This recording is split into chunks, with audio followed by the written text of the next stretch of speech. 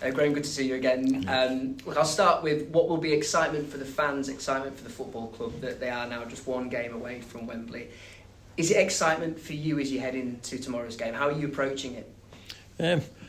I'll be honest, I'm always excited about a game. I think it's why we work so hard to prepare and be as ready as we can to try and win a game of football. So I've still got that zest, that sort of feeling around games of football that I've always had.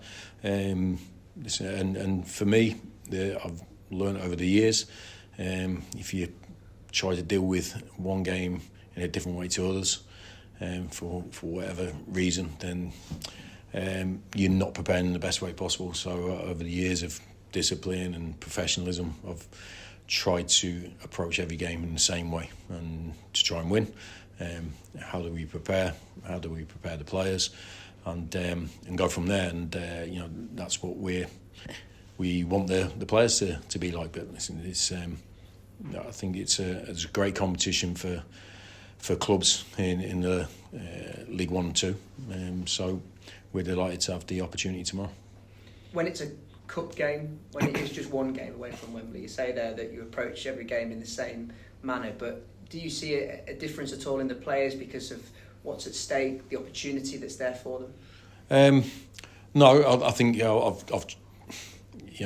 always trying to be aware of anything the players are feeling or talking about, and the staff are very good at picking up on things like that, and we haven't noticed anything in particular that's any different to the previous games, whether it's league or the cup, and that's the way we want it to be. That's how we like it. I think we've got really good experience in that change room, really professional guys. Any young players that might not have approached a game like this in the past, I think will have great advice around them in how to just approach the game in the same fashion, do the same things that we've been doing so well for a period of time, and let everything else look after itself. But I've got confidence that we have the right characters and personalities in that change room to make sure that we're focused on the right things, and the right things only happen on the pitch. And on that point, just how well set are you going into that game, given the league form of late? Yeah, I think we're in a good place. I think it's goes without saying about winning 3 league games on the bounce. Certainly coming out of that run of non-wins was big for us. It sort of ratified all the work we'd been doing previously without having that the final end product to win the games. But when we added that to our game, then we've won the games that we should have. So for me, that's good for the players to understand that what we've been doing, not just in the last 3 games, but over the last 3 months, has slowly built up and give us a good base to work from. So I think we have to approach the game tomorrow in the same fashion, and that I feel that's what the group has been really good at. I think home and away, team at the bottom, team at the top, we've approached the game in the same way, and that's how we have to. It's the only way we can be consistent, and that's the thing that we're chasing is consistency. And when you talk about those results ratifying the work that you've shown of late, and thinking about one of the standout results of your time at the football club, that Derby away win, the way in which you went about your business on that night against opposition from the league above, you must take confidence from that going into tomorrow. Yeah, well, it's the players that need to take the confidence. I've got my confidence comes from my team and the players and how they work every day, how they behave, how they approach their job, their profession, each other. That's where my confidence comes from. For the players, and I'm including myself in this. Results, add to that, and because then if you're not getting the results, you're getting in the ballpark of are you deluding yourself. The results sort of give you a verification that you're doing the right things. But that game in particular was a brilliant result against a fantastic club and team away from home. So I think there's other games we can draw strength from, certainly in the last week. But that one in this competition was a great one for us, because I don't think anyone would have given us much hope of going there and winning it. And we went there and deservedly won. It wasn't a hanging on job. We were very good on the night. But I think the players, whichever team we've picked in each round, they've always produce good performances to win the game. For some of this squad, they have faced Wycombe before this season in the FA Cup first round, a fixture that took place before you arrived at the football club. In your preparation, Graham, does that bear any significance at all? No, nothing, because I don't know who played in that game for us. You know what I mean? So no, and obviously I wasn't here. So, for me, it's irrelevant, to be honest, because it was quite a long time ago, wasn't it? 4 or 5 months maybe. Yeah, I don't know. Yeah. So it's we're in the here and now, and that's what we have to approach the game like. You know that it's about what we do tomorrow. Team news wise, how are you set then going into tomorrow? Yeah, we've got a couple of players that are maybe struggling to be fit. We're going to give them the best chance. We haven't named the team yet. We're going to give them the best chance of being available for tomorrow, because we want the strongest squad, because it is a squad that wins games. Every game you're bringing players onto the pitch to help the performance. So tomorrow will be no different. So we'll there's 2 or 3 that are 50-50 whether they can make it or not. So we'll see how they are tomorrow. But listen, no matter what, even if those 2 or 3 don't make it, we'll still have a team strong enough to put on a performance that we feel can give us the best chance. You say 2 or 3. I mean, Matty Platt obviously came off on Saturday. Yeah. Is he one of those? Yeah, he's one of them. So we're just waiting to see how it settles down and then take it from there, really. So he's one of those guys. It's not like him, and we're hoping that he came off before anything significant happened, and he's available for us. But we just want to, because the game is tomorrow night, we just want to give everyone the best opportunity to be available for us, really. And similarly, Jake Young. Yeah, Jake Young's one of them. So there's you probably have to list off the 2 or 3 that we're talking about. So yeah, we've got those. We've it's obvious you just look at our squad and who's come off in games and this, that, the other. So there's no mad surprises there. But we just want to make sure that we give everyone the opportunity to be involved and be available for us, because it's a great game for them to be involved in. So we've sort of delayed our preparation a little bit to give them some hope. And just whilst we're on it, longer term absentees, Jamie Walker, Alex Patterson, how are their recoveries? Yeah, Jamie, I've finally seen Jamie out on the grass around us, not with us as yet, but around us, doing sort of straight line running a little bit, checking and turning, but not too much, because that's where his sort of knockback came last time. So he's got through those few days, which is good, which is improvement on last time. So but it's just a case of seeing how quickly his progression happens now. And Pato is out of his brace, off his crutches, looking good, but he's not near us and won't be for a while. But it's we need these guys. We want these guys as soon as possible, as safely as possible as well. I think I'm right in saying this, that Richie comes back into contention. He's not suspended for this game. No, yeah. And Andy is suspended because of the red card. So just to get that clear. Yeah. In terms of Andy's absence, does that then open a door maybe for someone like, Tyler Smith, who is the competition's top scorer this season? Yeah, every time, just like Saturday, Richie was missing, opened the door for Stubbsy to come into the team. That's how I see football squads. That's why we want a tight group that's all ready to play, because we want those players to have opportunities. And when we miss someone through suspension, injury, we've got I won't say ready-made, because Stubbsy obviously is a ready-made replacement for Richie, but he gives us similar attributes in a different way. But I want my players to see that any chance to play a game of football is a great opportunity, and you have to be ready to take that. And that's why I had no concerns, with Stubbsy coming into the team Saturday, because the way he trains, he's ready for a game every day of the week. And so from that side, he sets a great example to the players that are maybe not playing regularly, that if you train right, when the opportunity comes, you're ready to take it, which he did the other day. So, but Cookie's obviously missing with the suspension. So, there's a decision there for me to make, whether we stick with the same formation, just straight replace, or just tweak it a little bit. So, that's. But I want to wait until tomorrow to make sure we've got our full quota of players available to then make the best decisions. And just on Richie, obviously he'll be then missing for the Saturday game away at Barrow. Would you entrust Sam with that role again?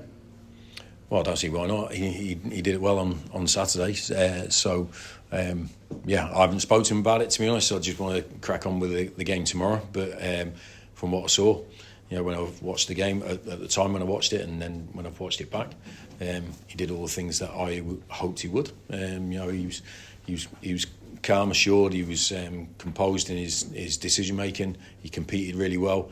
Really important against a team that put us under a lot of pressure and set pieces. So that that was part of our thinking. Almost horses for courses a little bit because of who we were playing. But he's a good footballer, and I think good footballers can adapt their thinking to playing in a slightly different position. So a lot of the game was probably similar to where he plays. He's 15 yards further up the pitch, but a lot of the majority of it is similar to where he plays anyway. And I just wanted him to play how he plays. So yeah, that for me that was a bonus on top of him coming into the team, me having the opportunity to reward a player who's trained really well with a starting spot, win the game, but also opens up another option for us going forward, that we've got a player who can do 1-2 positions. And that's, I've spoke about it in the past, if we want to have a smaller, more competitive squad, we need players in there that are adaptable to be able to play in different positions, and Stubbsy did that on Saturday, so every credit to him. Is Colin Doyle getting ready for tomorrow? He is, yeah. He's always ready. To be fair, I was, quite clear when I came in that I always see this competition as an opportunity for players, and not in the starting team on a Saturday, but obviously with Harry Lewis leaving and Sam coming in and being cup tied, it sort of made it a sort of guarantee for Doyle to play in this, but he would have played regardless anyway. So that's how I've tended to do things. And to be fair, he's been fantastic in those games when he's played, and he trains every day anyway. So even when he doesn't play a game for 6 weeks, he trains every day with us, and obviously in line with his coaching role. But physically he's ready, and mentally he's excited about the opportunity. Just finally from me. Matt Derbyshire's situation, obviously we've not seen Matt for quite a while in the squad, and I've seen on match days he's sometimes wearing the blue tracksuit as opposed to the player tracksuit.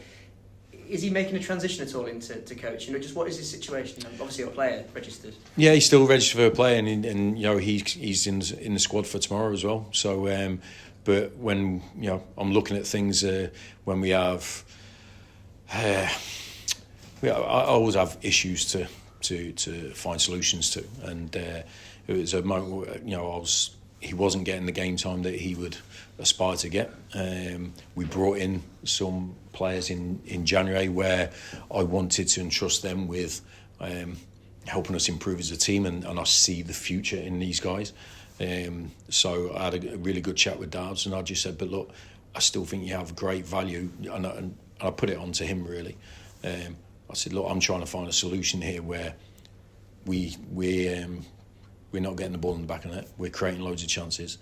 You've scored goals for 15, 20 years. You're not getting game time. I'm not retiring you. Don't put it that. But there could be a way where you could help us. We can help you.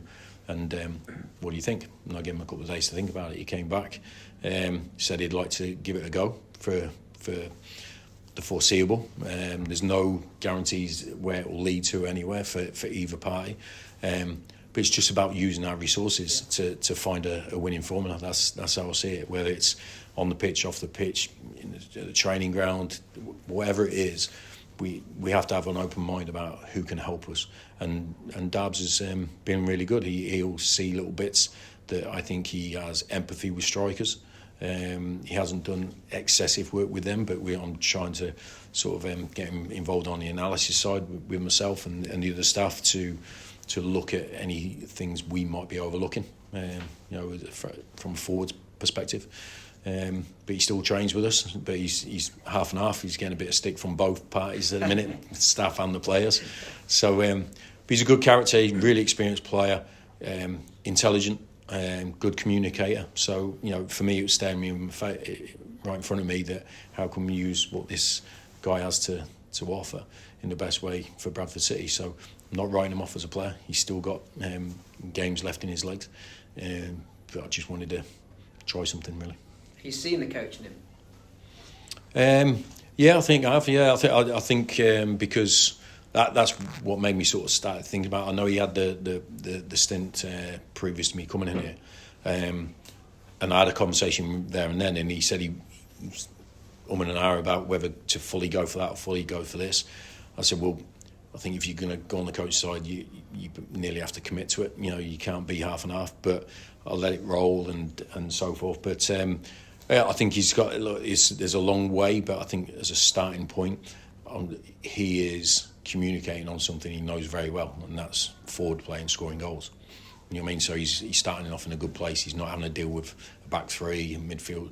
I'm just giving him. I spoke to him. It's a specific role. There's specific roles at all clubs for goalkeepers.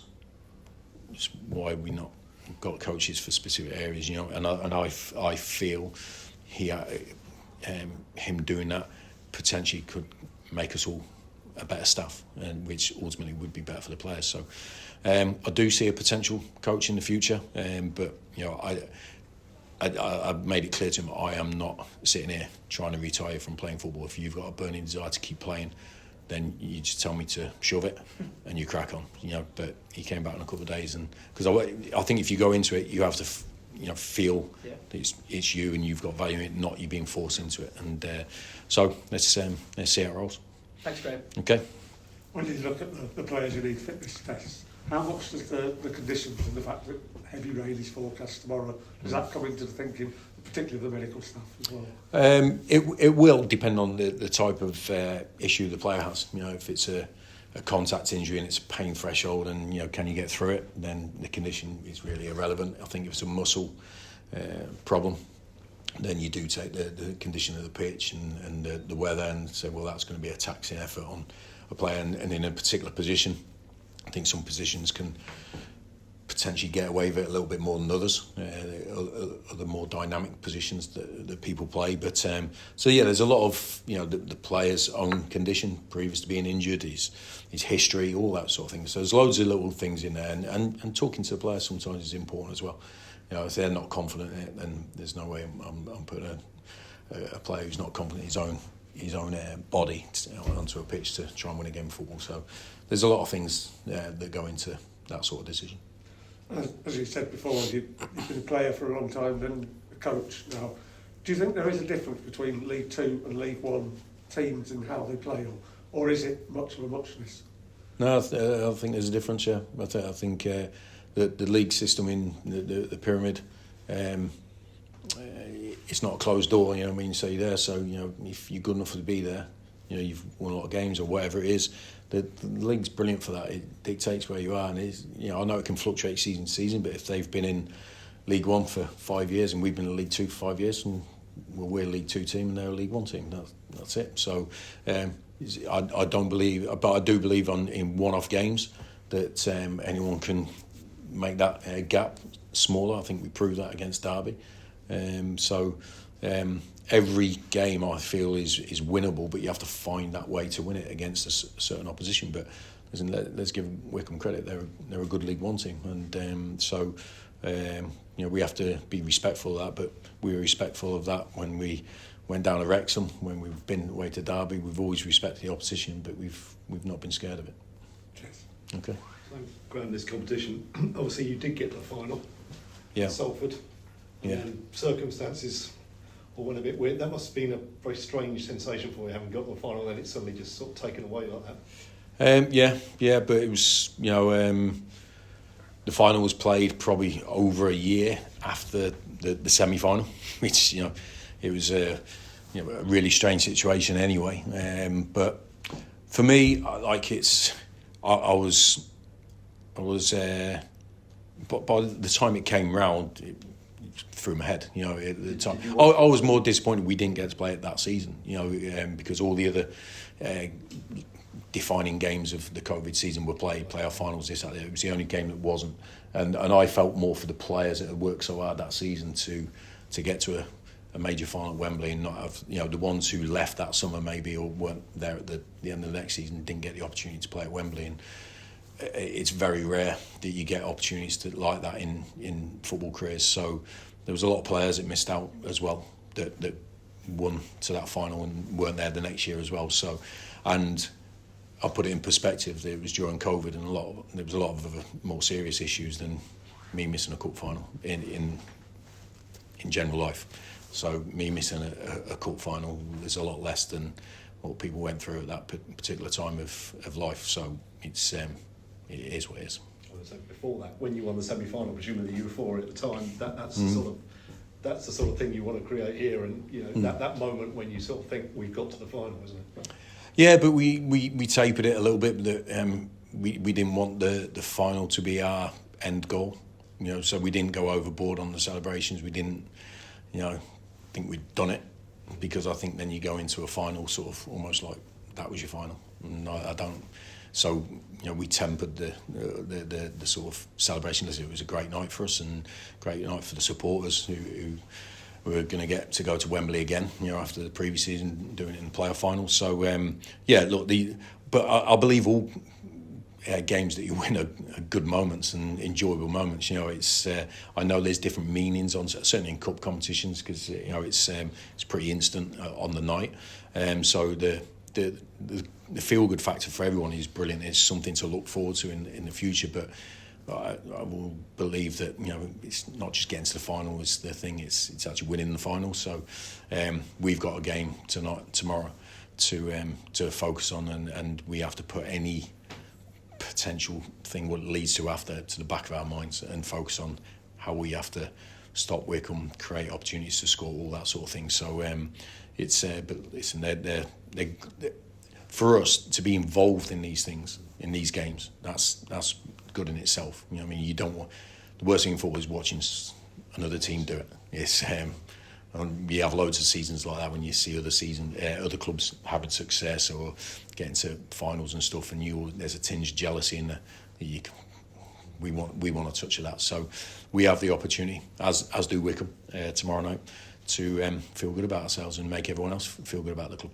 I was speaking to you earlier on, asking you about the competition. You were very keen on the competition, and to get this far, you've come through a lot of work. And this team have won 6 games. It's been a proper slog. They've earned their spot here, haven't they?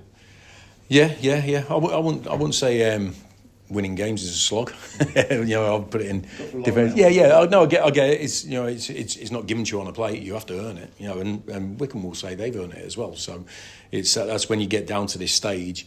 You're playing.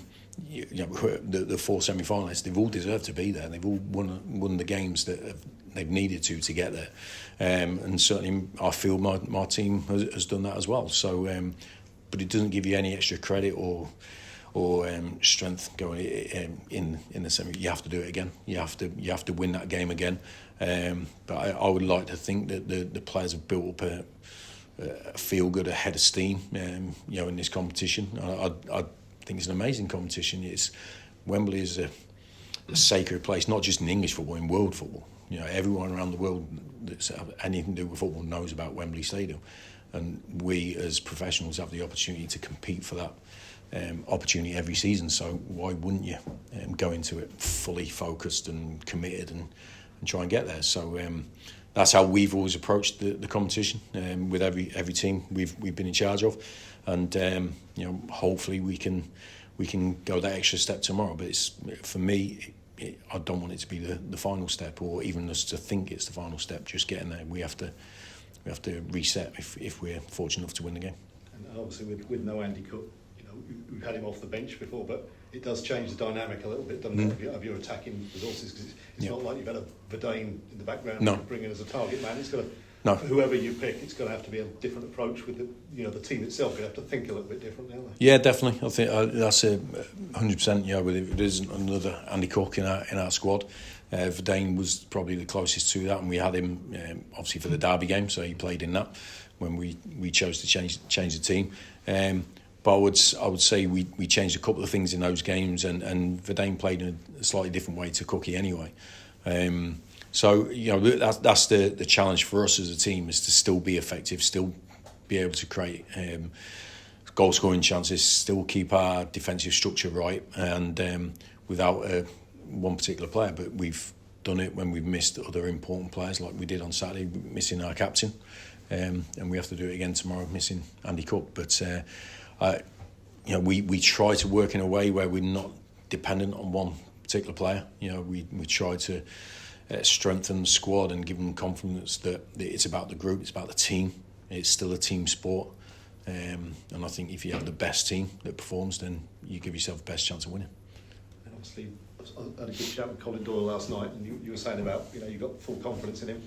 I mean, the big thing about the fact a 38-year-old goalkeeper could potentially be playing at Wembley. Of course, speak to someone who played at the Premier League at 39. Is that right? You were 37 when got promoted. Yeah. I mean, you know, you're trying to make me older. What are you doing? 37 was old enough. So yeah. When you obviously he's a greatly experienced player, but as you say, when he hasn't played a lot, you know, is it easy to sort of, you say with the training, but it's easy to sort of keep them game ready? You know, when it's sort of each game is perhaps a month apart or what have you.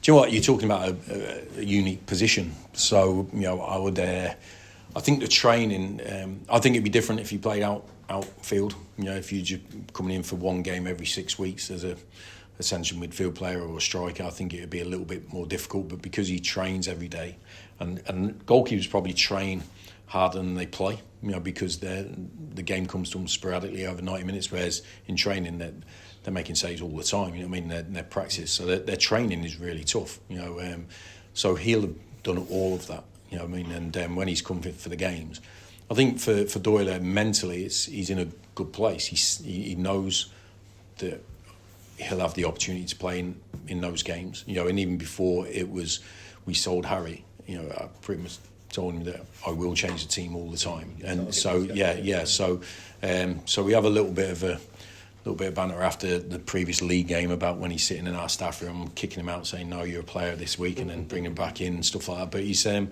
think for me, when I got to that age, every game was a bonus. You know, you don't know. It was just like, you know, you're really trying to stretch out your career. You're really trying to take everything in at that stage. You don't take anything for granted. And I think it puts you in a really good place mentally if you look at it like that. So that's how I felt. I think I see the same in Doyle when he's getting prepped up for these games.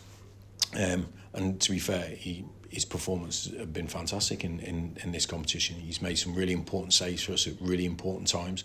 We've won some really good games and good results. But when he's been needed, he's been there for us. So it's not a token effort. He's still a very competitive and good goalkeeper. And he seems to have that good connection with the defence as well, doesn't he? Yeah. I mean, you know, because you're changing that situation where they're getting used to Sam now, and before that it was always Harry. Yeah. So, you know, there seems to be an understanding, even though they're only playing together, perhaps 1 in 4, 1 in 5 games. Yeah. Well, I feel like because he's part of the coaching staff as well, I've got a coach on the pitch. You know, he's talked about, he knows exactly what we want from those guys. You know, set pieces, defending the box and so forth, and he's our voice on there for us with that group of players anyway. I think he'd do it naturally anyway as an experienced player, but certainly he knows exactly what we're talking about in the staff room when we're analysing games and stuff like that. So, you know, it's actually an added bonus for us that he has that capability of doing that, and I do believe, and I think Sam has added to that. They bring a really calming influence, you know, in a part of the pitch where it can be a bit helter-skelter and you need a bit of composure around there. So, I think that's an added bonus for me as manager, that I know that basically we've got a coach on the pitch helping the rest of the players. Can I spin off, Graham, if you do well in this competition for your league form? I remember historically, I think Barnsley went up and they won this competition. Rotherham did the same in relatively recent season. They could sort of feed off each other. Yeah, well, it's just winning games, isn't it? You know what I mean? Whatever competition it is, I know how you have a good training week, how that spills into games. You know, players are feeling confident, they're feeling good about how they play football, how they produce their best attributes and skills. And then when you win games of football, whatever competition it is, everyone feels good. The supporters, the staff, hopefully the media. I don't know, looking around this room, I'm not sure about that. But so, there's no negative to winning games for me. I think you've got to build on that and sort of it's your sort of juice to keep going. That's the thing, how I see it. So, you know, because it's a difficult sport. It's extremely competitive. Everyone wants to win and tries everything. So certainly winning games of football can help in whatever competition comes next and whatever stage you are of the season. Going into games feeling good about yourself and feeling confident is a good place to be. If you can sort of pull it off tomorrow, you know, that would Bradford at Wembley, put it first time in this competition, put the club on the map for really good reasons, wouldn't it? I mean, you've got to Yeah, I think Bradford City's on the map anyway. To be Well, fair, it's a big enough club. yeah. But no, anyway. Yeah, But look, yeah. it is a competition that we're at a stage where the club hasn't been before, so that's great. But it's not what we're here to do, just to get to a semi-final and say, well, at least we got to a semi-final. Yeah. That's not what we're at this stage for.